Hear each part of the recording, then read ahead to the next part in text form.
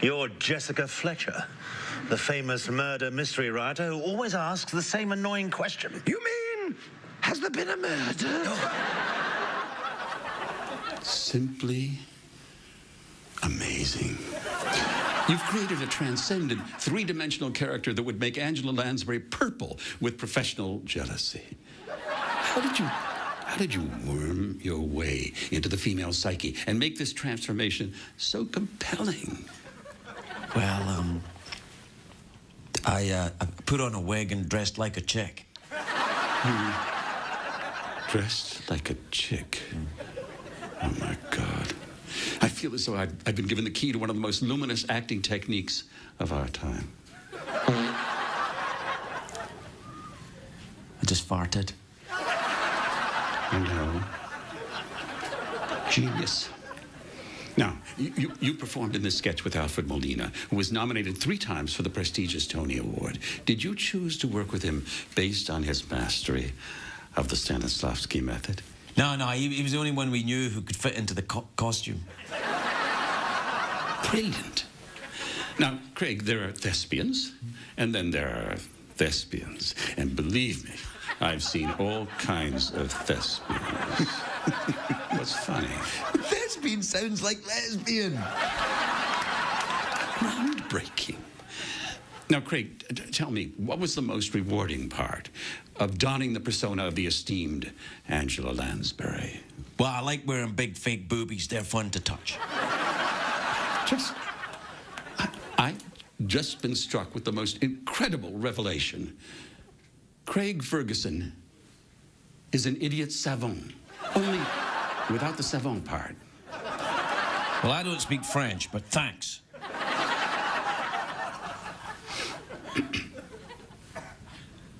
Are you as turned on as I am? Yes. Kiss me, you damn fool.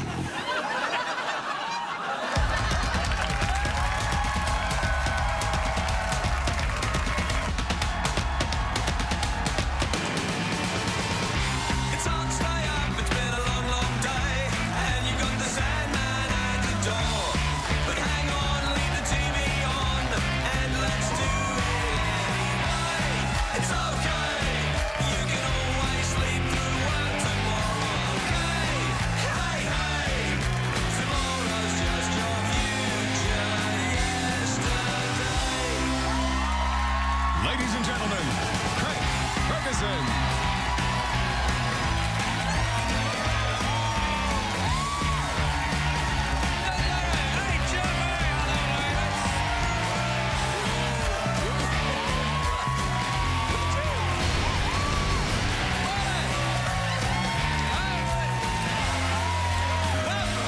California. Welcome to the Late Late Show.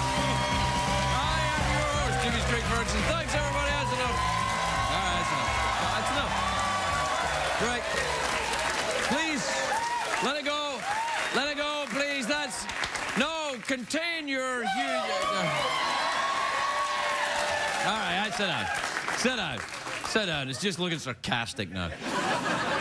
Sorry, everyone, I'm a little distracted. I still taste a little bit of Lippton on my...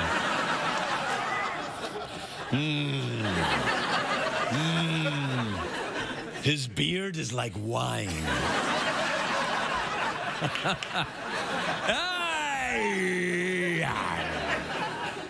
It's a great day for America, everybody. Yes, it is. It is. Did you see the president's speech earlier on tonight? We're live, of course, so I just watched it, and it was great. See when he said that thing about that and then promised to solve that problem?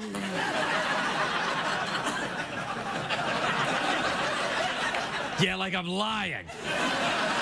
Anyway, never mind the president's speech, because there's a man in Bulgaria who's having a sex change operation so he can look more like Lady Gaga. That's true. He wants to look like Lady Gaga, and I'm like, you want to look like Lady Gaga? Keep the penis. But... Break me off a piece of that. Yeah, that's right.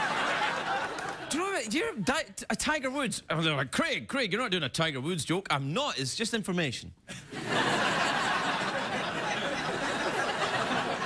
Hey, look, it's my job, right? Shut up.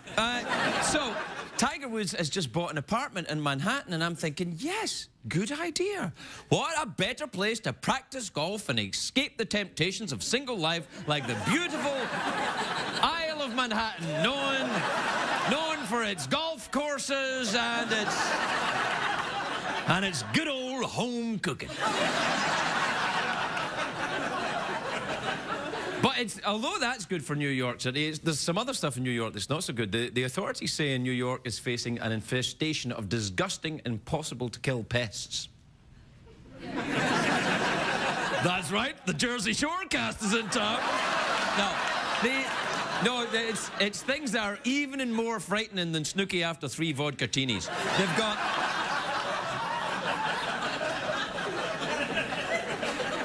I'm talking about bed bugs. They've got bed bugs all over New York. It's a big problem. We've got bed bugs. We got a clip of them. You got bed bugs? Show us the clip of it.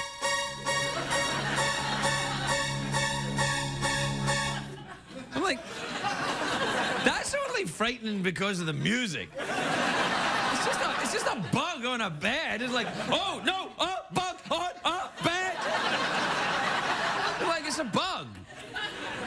You see that with different music, it wouldn't be frightening. If you could put different music on it, I bet it's not so frightening.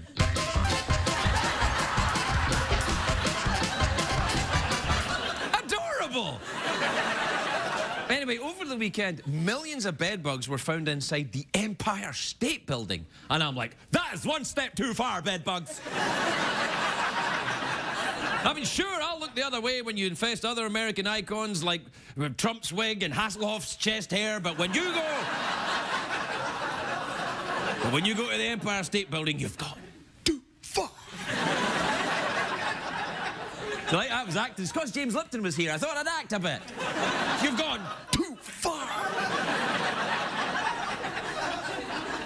Well, you can't infest the Empire State Building with bed bugs. That's where Tom Hanks met Meg Ryan at the end of Sleepless in Seattle. That movie would have been ruined if there was bed bugs everywhere.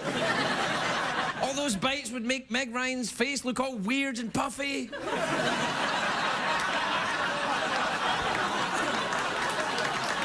I see.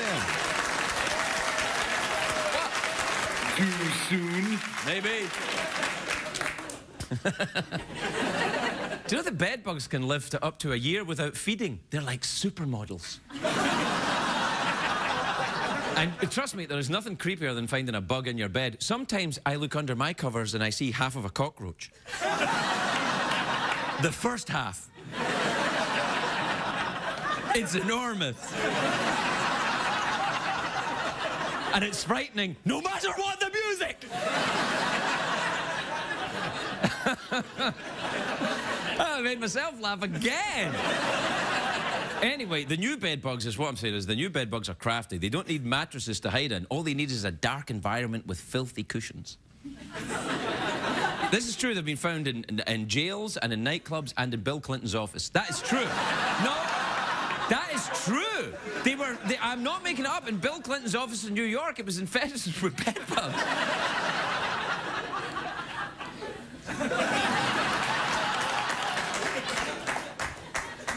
I got bitten a lot down there.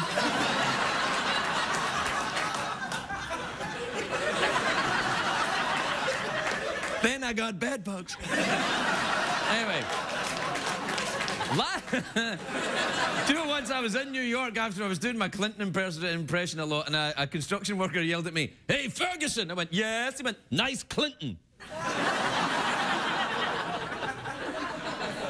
was like, "Thank you." Anyway, last month in New York, the CBS building in New York was infested with bed bugs. The exterminators figured out where they were. They were in Andy Rooney's eyebrows, but they were there. What's the deal with bed bugs?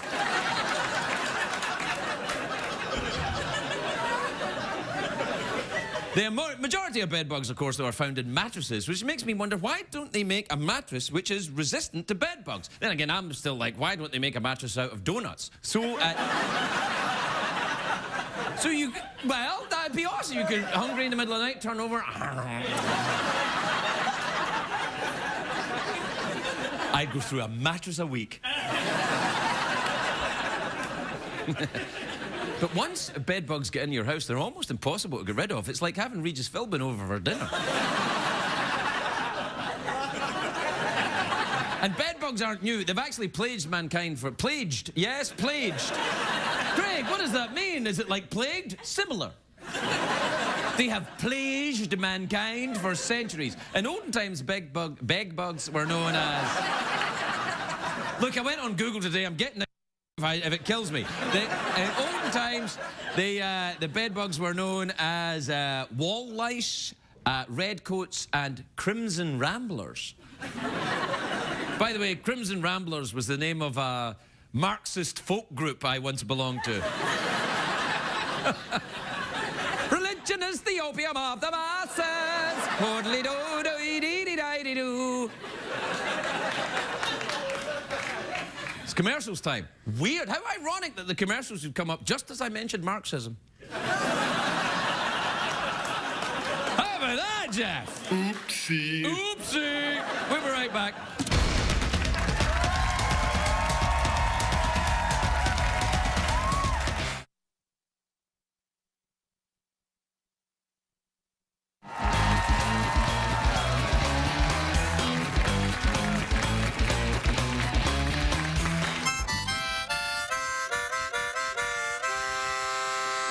That's an old song I used to play with the Crimson Ramblers. It's a little number we used to call the House of Un-American Activities Committee.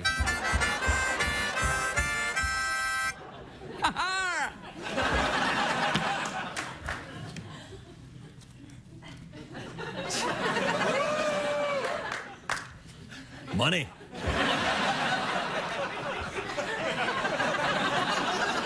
I know you're like, Craig, what are you doing with money? Getting ready. Hold on. Just,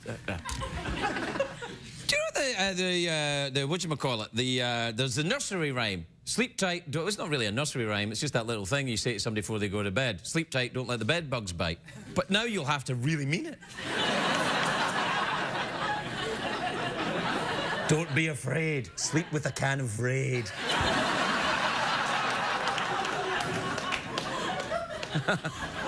Were you now or at any time a member of the Communist Party?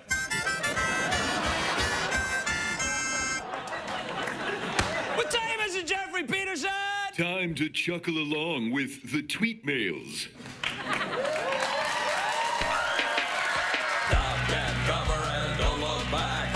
Here comes an email and Twitter attack. Giant freaky monsters crushing our city. It's a jumbo lizard wrecking committee. So grab your ray gun and your rocket back and join the email Twitter attack.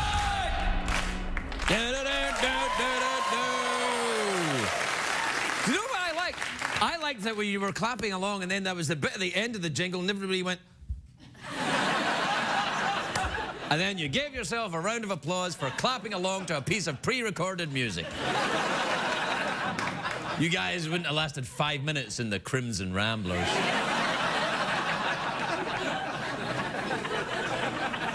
All right, let's see. We got tweets and emails that have got to be answered. This is from Lucy in Brooklyn, New York. Lucy says, what's a polite way to get off a phone conversation with someone you don't want to talk with? Just say, oh, I've got diarrhea! Craig, Mel Gibson, line 2. Yes? No. Yes? No. What are you doing? Skeleton's improvising. I love that. All right. This is from Emma in Malvern in England? I say, Lord Percy, could you help me with my tea? Yes, please. All-purpose kind of English thing there. Thanks, everybody. All right, this is from Emma in Malvern in England. She says, I have to choose whether to buy some new boots or actually go to live... oh, right. I'll do it again. I'm nervous. James Lipton was here. He was kissing me. She says, I have to choose whether to buy some new boots or actually afford to live at university. What do you suggest? Well, I always think for a young woman, what you really need is awesome boots.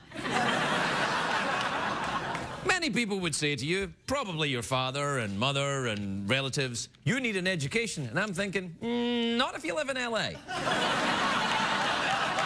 In LA, what you need is great boots. You're welcome, parents. There's an email from Hannah in San Francisco. Hannah's one of those names where you don't know if it's a man or a woman. Actually, that's not true. But San Francisco is one of those towns.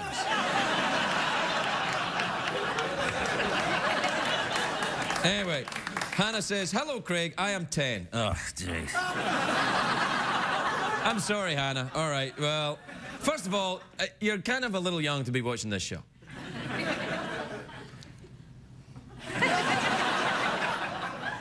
Hannah says, hello, Craig, I am 10 and I have been saving up my money. What should I buy? You want to save your money for about another 8 years and get yourself a pair of boots. There you are. You're welcome, parents.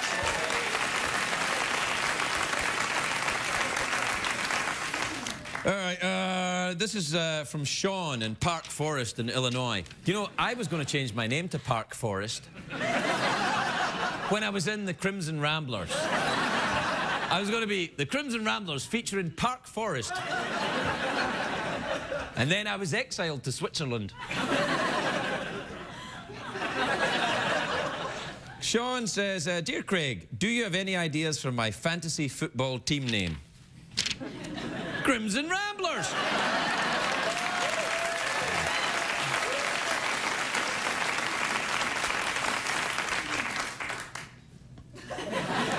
This is from Kim in Turnersville in New Jersey, who says, dear Craig, my mom is totally crazy for cereal. Ha!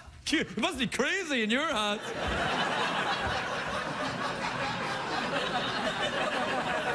Where's the pop? What do they call cereal? Yeah, give me the cereal. Yeah. That was me being your mom there. Anyway, my mom is totally crazy for cereal. How can, but by cereal, do you mean crack? My mom is totally crazy for cereal. How can I stop her from eating all of my good cereal?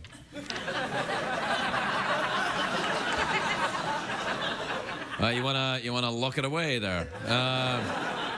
Lock away your good cereal. What's my favorite cereal? What cereal advertises on CBS? Probably all of them during the day. Yeah.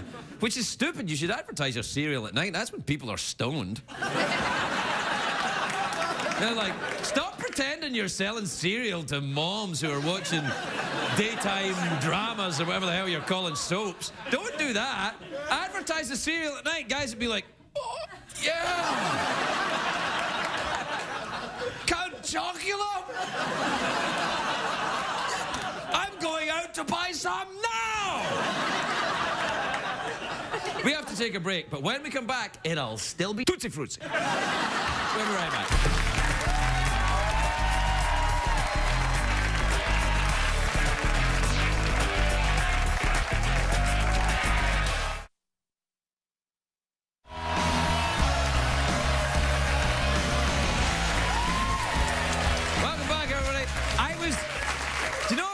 I was trying to hear myself think over the phony applause, and I was thinking... I was just thinking to myself, are we human? Or are we dancers? And then I thought, you can be both, you know. Take that, Killers. Band I really like and now won't ever be on this show. Hey, my next guest is in a new film. He's a big star. He's in a new film, Machete, which is in theaters on Friday. Take a look at this. Please welcome Don Johnson, everybody. Don Johnson.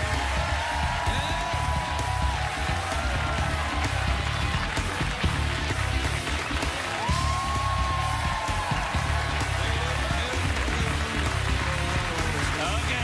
You don't need him. Don't need him. Look at you, Don Johnson. How the hell are you? I'm all right. Yeah? Yeah, I'm good. You look good. You look awesome. Well, I know. I'm breathing, and that's a good thing. And you're Don Johnson. And that helps. Do you take your sunglasses off in that movie? Because at first I'm thinking... One time. That's it? One time, yeah. All right. Yeah. Do you play the reasonable guy with a reasoned argument about immigration?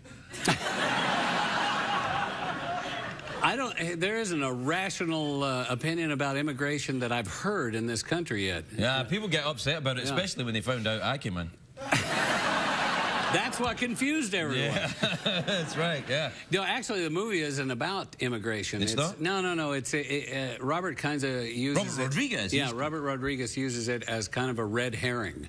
So it's sort of about it, but it's not really about it because he kind of floats it out there, and then we make it about everything else. Right.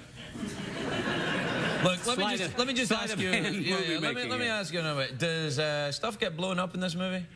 Couple of things. Okay, that's good. Yeah. Girls in bikinis? And girls without bikinis. Okay! You got a movie right there.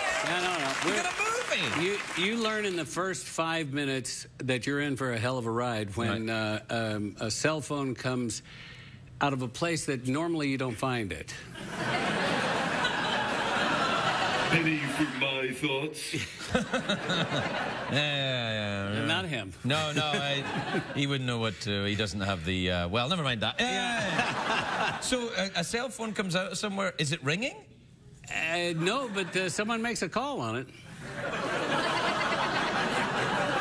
That's all I'm going to say. That's all I'm going to say. We're only going to get in trouble if we go here. You're already in trouble when you run this show. There's going to be ooh-la-las and all kinds of stuff. No, I see. Yeah. Well, that's how we deal with it here. You're not a cusser in your own life, though. Do you cuss? No, never.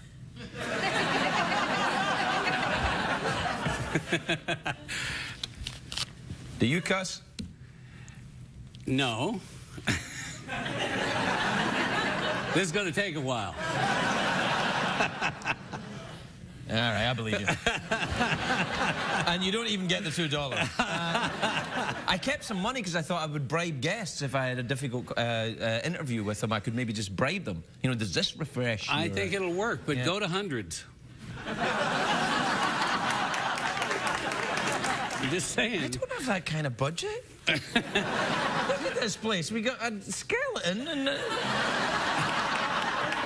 Yeah, what's happening here? Well, basically what happens is that CBS, round about 12:37, when this show goes on, decides, what's the point? And then that's it. and they go to bed. and that's when I come on. That's perfect. It plays right into my bailiwick, Don. That's what I do. Which explains why they couldn't give you a live second guy. No, that's it. But he's awesome as long as if he's within 8 foot of an outlet, he's very witty. Now, what have you been up to then, apart from doing this movie? Where are you living now? I'm here. I live here. Here? Yeah. Well, in the hood. Right. Yeah. West Hollywood? That would make the news. No, I passed through West Hollywood, and didn't we all in the 80s? You bet. I knew you were somewhere. Right, yeah. Well, maybe does this refresh your memory? That's it. Yeah. That's it. That was you. That was me. I'm sorry about the whisker burn. No, that's all right. That's all right. I still walk funny though. Don't tell everything, you know. Well, you live. Where did you didn't grow up here though? No, I grew up in Missouri. I like saying Missouri because if I was in a movie, I could say I'm out of Missouri, like that, you know. Did you ever say that in a movie? No, and if I did, I wouldn't say it like that. Well, why not? It sounds a little bit. Well, West Hollywood. It was a little. Yeah, well, that's it. Yeah. Well, there you go. Yeah. Ever been back to Miami since I don't go back much anymore. Why not? Well, we kind of did that town. Oh, yeah. We did that town and pretty much everything in it. Yeah. Yeah, these were big times. I mean, I remember the show, but really, I can't for the life of me. I can remember it, but not remember it, if you know what I mean. I feel the same way. Right, I can imagine, yeah. I feel the same way. And then Nash Bridges, where was that? That was... San Francisco. San Francisco, yeah. Great town. Yeah. What I remember of it. Yeah. Well, that's different now. You look all kind of like trim and cleaned up and... Sobered up and everything. Yeah, all that kind of thing. Look at you all smelling like a regular guy. I know. Fooling him again. Yeah. No, I like San Francisco, though. I think it's a lovely... Do you ever watch the Mythbusters there in San Francisco? I don't. I haven't watched them. I've sort of scanned by them. You do something with them, though, right? No, I've had them on the show because I enjoy I like the Discovery Channel. I like the different thing. I did the Shark Week thing there. I'm all about the Discovery Channel, the Science Channel. If it has anything to do with you know, the universe and nebulas and galaxies. Nebulas? Yeah. Whoa. Nebulas. Somebody went to college. That was like West Hollywood. I passed through. Yeah, passed through it. Yeah. No, so what did you watch Morgan Freeman's History of the Universe thing? That was interesting. Well, you kind of listen to Morgan Freeman's History of the Universe. I mean, it's incredibly interesting. It bores the pants off my wife, which is good. Yeah. Yeah. Actually, look. Methods. There's a book just for the joke. There you go. Yeah, that was good. I figured out the key to this show. Yeah. Take the money when it's on the table. Take the money when it's on the table. Don't leave the money on the table. How long have you been in this business? Before dirt. I made my first film in 1969 for MGM. That's when that's when there was still a studio there, you know, and a back lot. In fact, I was talking to someone the other day. I was here when Century City didn't exist. Really? Yeah, it was a back lot for 20th Century Fox. And that's why it's called Century City? Yeah. It's nearly all crack dens now. No, it's not. I look forward to your letters. Oh, I'm the mayor of Century City. It's full of attorneys. Kind of the same thing. Yeah. Hey, we're out of time, Don. No, come on. It's ridiculous. I know. It seems crazy to me. It's too short. We were just getting started. I know. And I was starting to reminisce about our time in West Hollywood. Yeah, I know. Well, look, here's the deal. You live in town. Yeah, I do. Well, why don't you just like hang out here a bit? I'll come over. Come by every now and again. I'm going to do it. You should. I will. James Lipton sometimes come here. I made out with him. All right, that's it. I'm jealous now. There you go. I won't take any two-time in there. No, sir. You mean you were seeing James Lipton as well? He gets around. What can I tell you? Yeah, he's something of a tramp, actually, David. I've noticed that. Just any old actor will do. Oh, any old actor. There he goes. Sorry, I was off there. We gotta go. Listen, good luck with the Machete movie. It looks very, very Thanks good. so much. It's a great ride. I love Robert's movie, so I'm looking forward to it. Well, it's all about Robert Rodriguez. It's good. And Don Johnson, everybody. Don Johnson.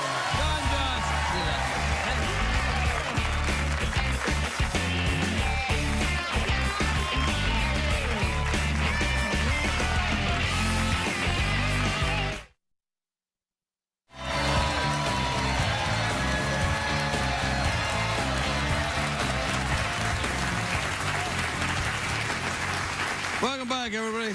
I can hear you saying, what is Craig doing? What's that weird-looking phone he has? It's not a phone, and yet I'm reading it. It's what we used to call back in the old country a ba'ok. In the before times, they read ba'oks.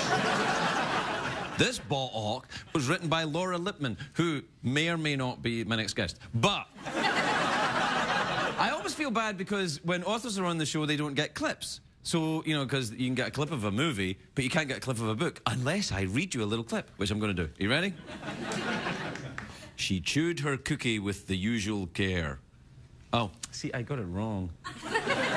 I'll do it again. She chewed her cookie with unusual care. Probably not, she said. Well, I'll be buying this. Please welcome the author of I'd Know You Anywhere, Laura Lippman, everybody.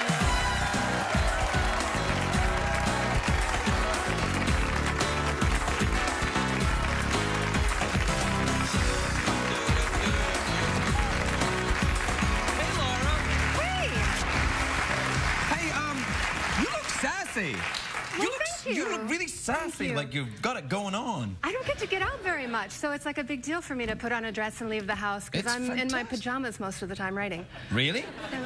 I like that naughty librarian thing. Like the I like that. striped Tell me ones. about this one, because I haven't read it yet. I didn't know we were going to talk about the book. No, it's a book about a woman who is the only living victim of a man who killed all the other girls that he raped and kidnapped. And one day, 23 years after this happened, he writes her a letter from death row saying he'd like to talk to her before he's executed. It's comedy then. Yeah.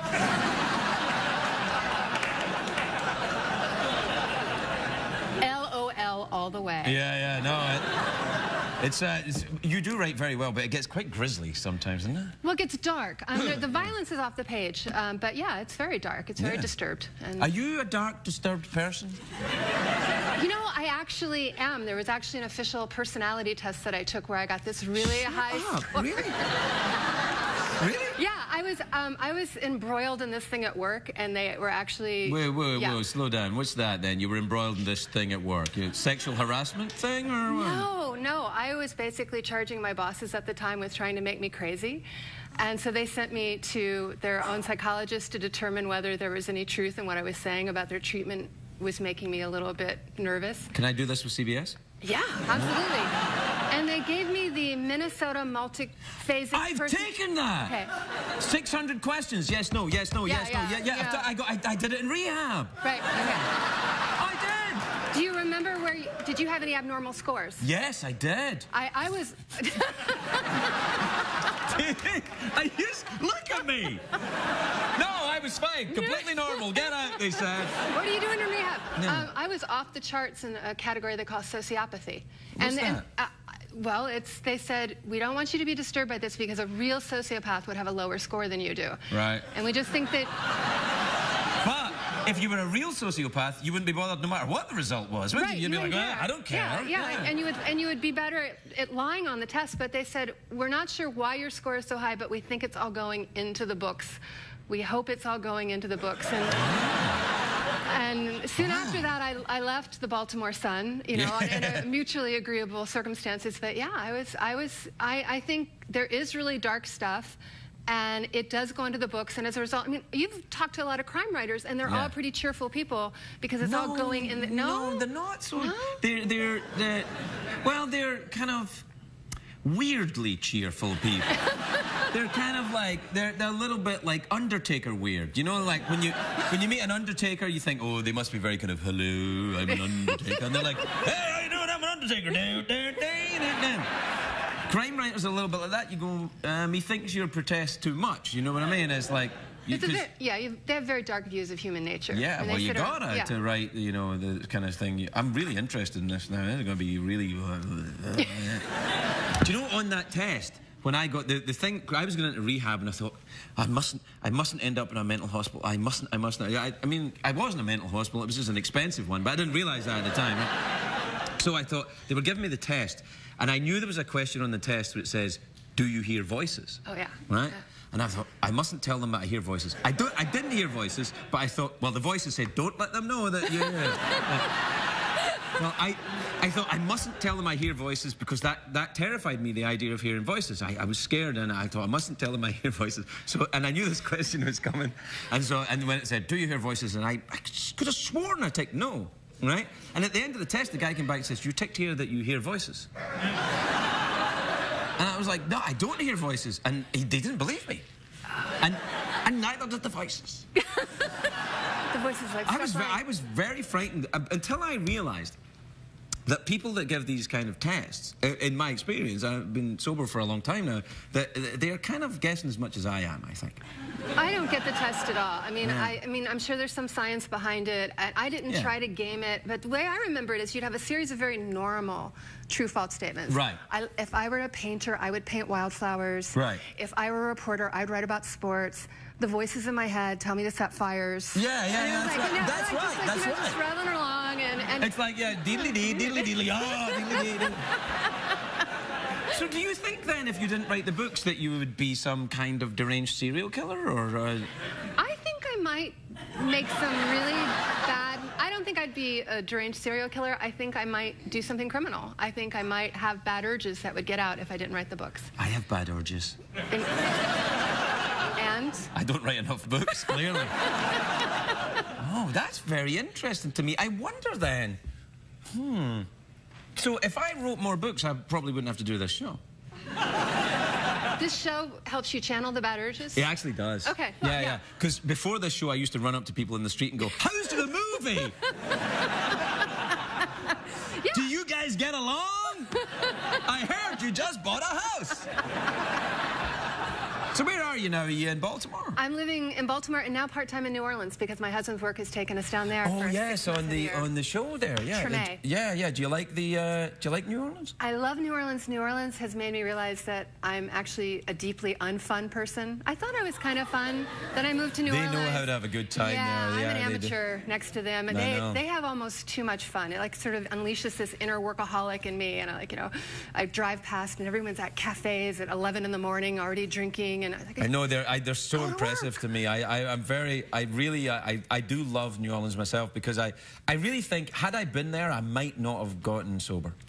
I'd just be like, well, everybody else is fine. It's a tough city. I mean, it's a tough city if you have certain predilections. Yeah, bad urges. Bad urges. So have you become a hopeless drunk since you've been down there now? No, I'm a very hopeful drunk. A hopeful drunk. One day it's all going to be fine. It's lovely to see you again. I'm fascinated by the idea of this book now, actually, and especially when you were talking about the bad urges. I am a fan of your writing, and so it's very nice to see you again, especially with the naughty librarian thing you got going on. Oh, thank you. Thank you very much. Very good. I like that thing you do at the back of the book as well when you're chatting. Yeah, the typical author pose. That's good. I write. I write. Laura Lippman, everybody. We're very much.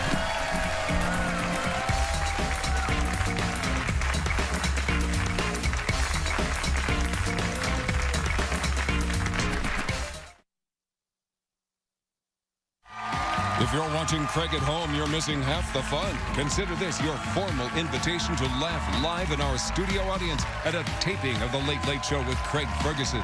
Please give us a call at 323-570-0059 or visit our website at oneiota.com. What did we learn on the show tonight, Craig?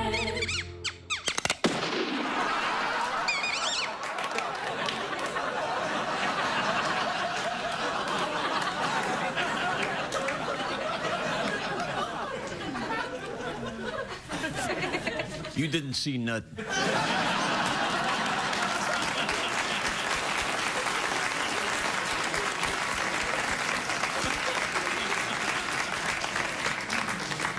I have to do that because people get mad when they see that the cartoon, the drawing, the photograph of the mouse is shot by the photograph of a cat.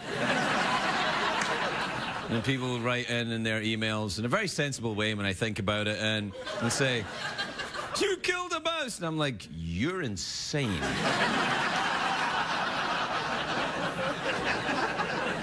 But I'll do the usual disclaimer every time we show that little mouse cat thing. That's not a real mouse. That's actually not a real cat, not a real gun. I'm not really on television. And these are not the droids you are looking for.